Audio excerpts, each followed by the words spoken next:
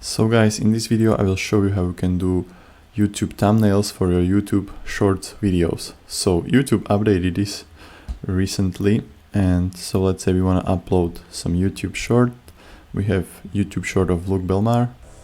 Dude, the crazy shit is the kids that make, like, let's say 100 G's. Dude, the crazy shit. Click on next. Just wait a couple of seconds.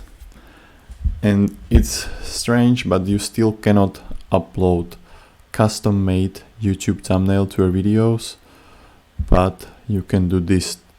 So click on the pencil in the left corner of the video, and this is the same functionality as on TikTok. So you can just slide through the whole video and search for the best picture to set up as your thumbnail. So for example, let's say I want this one. Put camera down.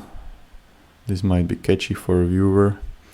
So I just click on done, write my title, post as unlisted, and click on done and upload short.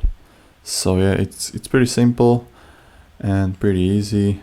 I hope that YouTube will fix this to enable us to upload custom-made thumbnails, but this is probably better option for them, so that's why they did it like this. So if you have any questions, let me know in the comments, and leave a like and subscribe so that other people know that this video was helpful, and see you in the next one. Ciao.